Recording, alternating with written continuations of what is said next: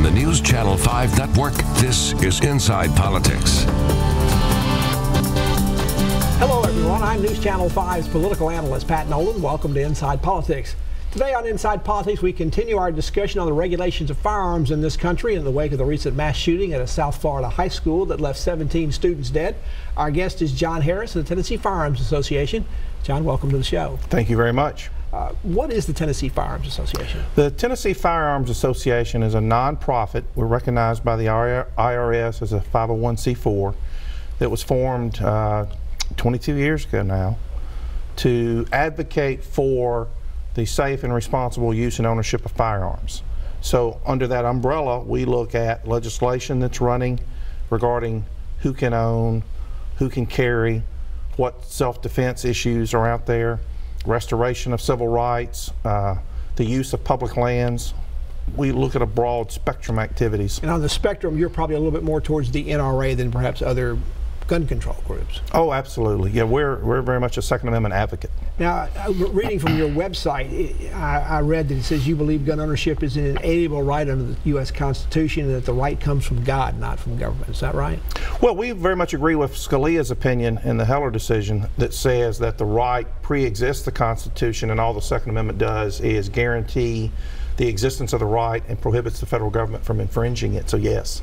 We've had so many mass shootings recently in schools, outdoor concerts, churches, places of worship, or even at a workplace, a holiday party. What should be done to keep them from happening, especially so frequently? Well, most of those places we classify as gun-free zones. And what we advocate for is those people, those citizens among us who want to exercise the right to carry a weapon for self-defense, let them do so.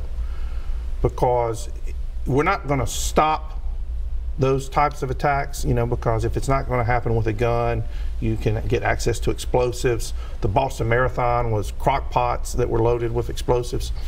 But what is proven to be true is that once one of them starts, the quickest way to stop it is with the ability of citizens there who are under attack to respond with force.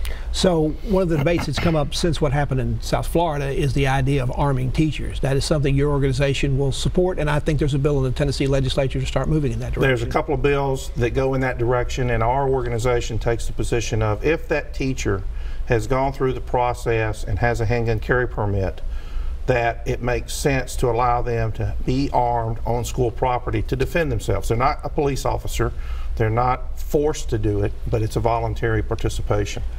And Commissioner McQueen, who's the head of education in the state, basically says she's opposed to that. She doesn't think teachers want to do that. The governor has made some similar process. Do you see anything from teachers who really want to do that? Most of them that are speaking out about it say they've got enough on their plate. They don't want to be packing guns too. You know, where my daughter went to high school, the principal of the school was a Vietnam vet.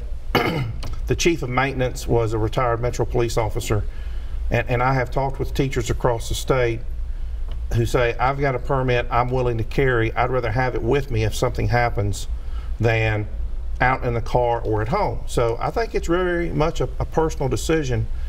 And I think the legislature's really already addressed this to some extent, because a few years ago, they passed a law that says if you're an employee of a public college and you have a handgun carry permit, all you got to do is notify the administration that you're carrying and you can do it. But aren't there already some school systems in Tennessee that had some special legislation passed to allow them to do it within their own districts? And even the bills in the legislature will require each individual school board to approve doing it in their district. That's right? What's pending now. And yes, Representative Byrd, who's carrying one of the bills, he pushed a bill through either last year or the year before that only applied to his 2 counties as it finally passed.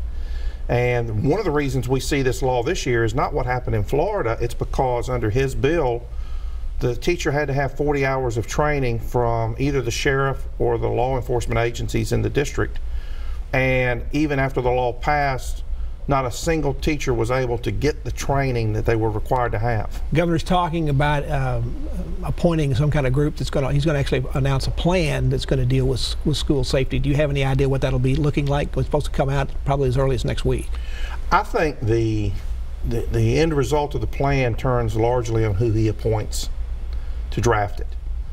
If he puts some citizen advocates on there and others, then I think you could see one type of plan result.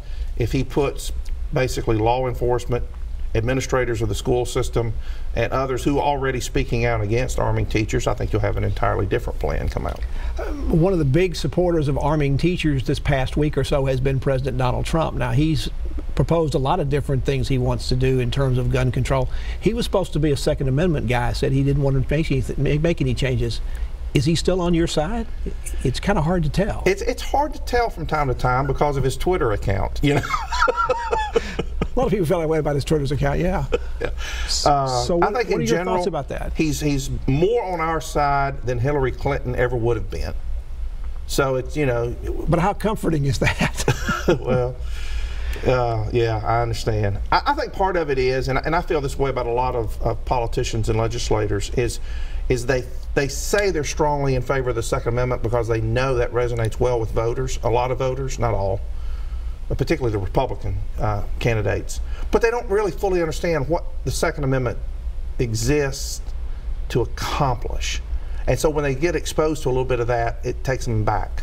Now, the NRA, the National Rifle Association, once the president made some of the things, said some of the things he wanted to have changed, said it was good TV but bad policy. Yes. Was there a little woodshed thing going on in the White House the other night when they went up to meet with him? You know, for them to meet with the president at almost midnight, and then for the NRA's chief lobbyist and the president in the early morning hours to be twittering about the meeting, I would say something of an educational session took place. A woodshed session, maybe? A woodshed.